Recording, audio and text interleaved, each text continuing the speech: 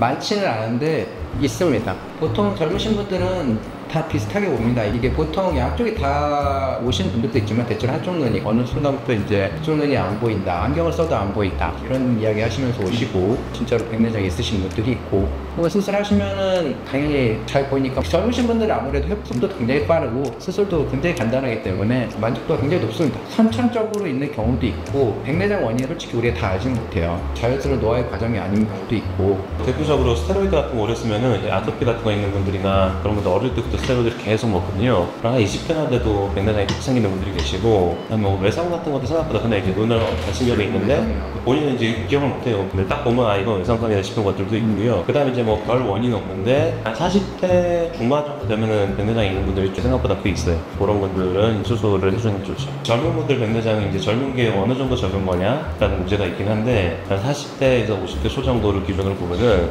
크게 세 가지 부류가 있어요. 병원에 오셨을 때 이제 눈이 불편하다고 오시는데, 그게 진짜 백내장이 생겨서 불편한 분들이 계시고, 백내장 외에 보통 우리가 얘기하는 이제 안구 표면의 질환들, 뭐 건조증, 결벽염, 안검열 이런 것 때문에 불편한 분들이 계시고, 그 다음에 이제 노화 때문에 불편한 분들이 있어요. 이 세 가지가 명확하게 딱 구분이 되면 좋겠지만은 대개는 좀 겹쳐 있습니다. 그래서 수술을 하는 게 좋냐 안 좋냐는 굉장히 어려운 부분이고, 의사의 많은 경우도 필요하고 환자분하고 상담도 필요해요. 딱 정해서 말하기 좀 굉장히 어려운 부분이다.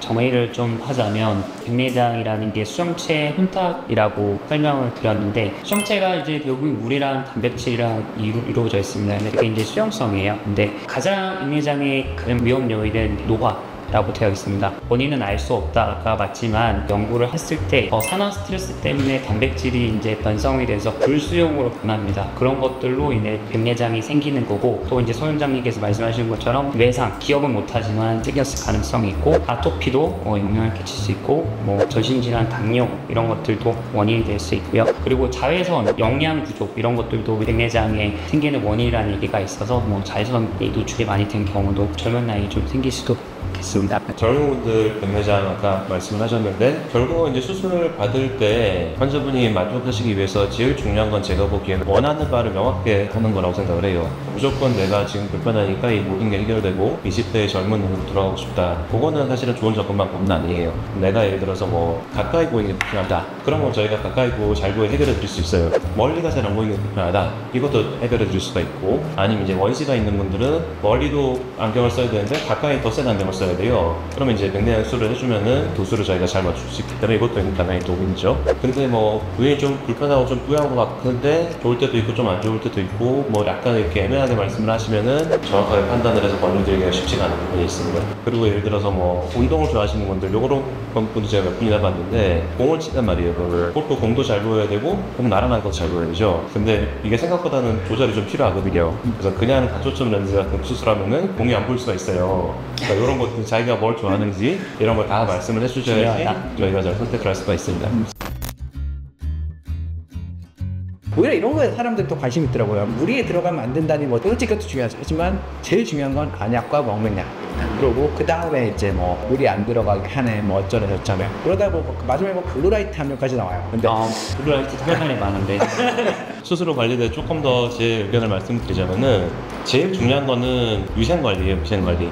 우리가 수술을 하고 나면은 수술했던 그 상처가 열릴 수가 있어요. 눈이 말랑말랑하잖아요. 손으로 꾹 누르면 그 상처가 열리거든요. 그러면 그 상태에서 비비면은 소다 있던 균이 눈 속에 쏙 들어갈 수 있겠죠. 우리가 몸에서 세균을 죽이려고 그러면 혈액이 있어야 됩니다. 백혈구가 가야 되는데 눈 속에 혈액이 없어요. 그래서 균이 들어갔다 그러면 그거 곪는 거예요. 곪으면은 온실 속에서 아주 무럭무럭 균이 자라가지고 아주 실험 예후가 안 좋으면 실명하는 경우도 많고, 제일 중요한 건 비비지 않다. 제가 보기엔 1번. 안과의 사람 누구나 이제 살면서 그런 환자분 만나게 되는데 절대 비비지 마세요 얘기하는데 비비는 분들이 계시고, 그 다음에 여러 가지 주의사항들을 굉장히 많이 알려주는 병원들이 간혹 있어요. 이거는 뭐 어느 정도 영향이 있냐가 말과 알고가 있기 때문에 딱 잘라서 얘기할 수는 없는 거지만, 저는 개인적으로 비비지 않는 거가 위생관리가 너무 압도적으로 중요하다, 그렇게 생각을 합니다. 다른 거 뭐 숙이지 마라, 뭐 기울이지 마라, 흔들리지 마라, 여러 가지 얘기하시는 분들이 있는데, 이거는 정말 비비지 않는 거에 비하면 너무나 사소한 문제예요.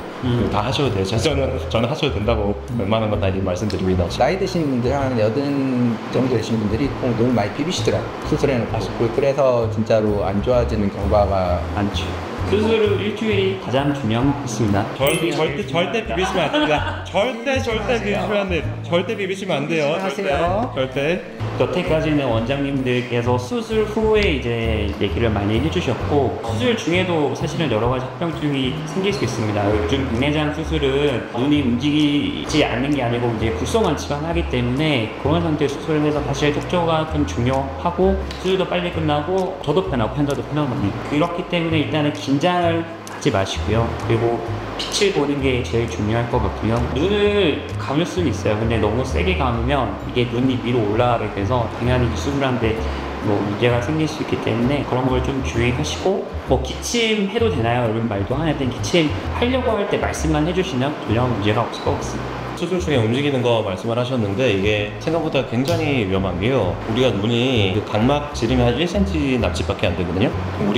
기침만 해도 머리가 순간적으로 흔들리잖아요. 얼마나 크게 흔들리겠어요. 쉽게 얘기하자면 이제 눈 안에 칼을 넣고 수술하고 있는 건데 그때 흔들리면 큰일 나겠죠. 근데 목이 간질간질해서 참을 수는 없잖아요. 그럼 뭔가 신호를 보내셔야 됩니다. 그러고 저희가 기구를 빼든지 멈추고 기침을 하고 다시 해야 되고, 그 다음에 간혹가다 이제 너무 긴장하셔가지고 수술하는데 갑자기 막 소변이 너무 마렵다든지 여러 가지가 있을 수가 있는데, 가급적이면 이제 몸을 아주 최대한 편안하게 하고 수술에 임해주시는 게 좋고, 그다음에 이제 요통 같은 게 있는 분들 있어요. 허리가 자꾸 아픈 분들, 그런 분들은 처음에 누웠을 때는 딱 괜찮아요. 수술 준비한다고 뭐 10분, 20분 지나다 보면 갑자기 이제 허리가 너무 아파갖고 자기도 모르게 움직이게 되고, 안 움직인다고 본인이 억제할 수 있는 게 아니에요. 그런 분들은 미리 말씀을 해주셔야지 저희가 최대한 허리가 안 아픈 자세를 잡는다든지 조치를 취할 수가 있고요. 그 다음에 이제 연세가 좀 많은 분들은 주무시는 분들도 간혹 있어요. 근데 주무시는 거는 수술이 대부분 빨리 끝나서 그래도 괜찮은 것 같고, 주무시다 잠꼬대를 하시면 안 되죠. 그러고 이제 인지능이 약간 떨어지는 분들은 이제 협조가 잘 안 되는 분들이 간혹 있어요. 그런 거는 가급적이면 저희가 이제 수술 전에 거는 게 맞고, 수술하러 딱 들어갔는데 절기까지 했는데 갑자기 이제 의사소통이 잘 안 된다거나 그런 경우에 부득이하게 하던 상태에서 그대로 중단하고 나올 수밖에 없어요. 흔하지는 않은데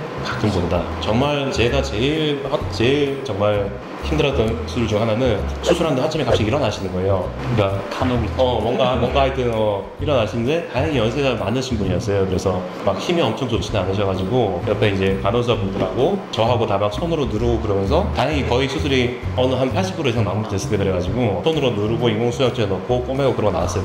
정말 무섭더라고요. 기침이나 뭐 아까 뭐 소변 뭐 그런 것도 걱정이 되실 수 있죠. 수술하기 전에 걱정이 될 수 있는데 생각보다 그게 많지 않는 이유가 또 있대요. 누워서 이렇게 밝은 빛을 보게 되면서 이제 교감신경이 이렇게 흥분을 하게 되면서 그런 증상들이 많이 억제가 된다고. 그래서 수술 전에 되게 걱정을 많이 하시던 분들도 이렇게 실제로 침대에 누워갖고 해보면 그렇게 막 크게 문제가 되거나 그런 경우는 많지 않습니다. 근데 실제로 아까 이야기하신 것처럼 인지기능이 좀 떨어지거나 막 그러신 분들은 그건 뭐 교감신경으로 되는 문제가 아니니까 그런 경우도 있죠.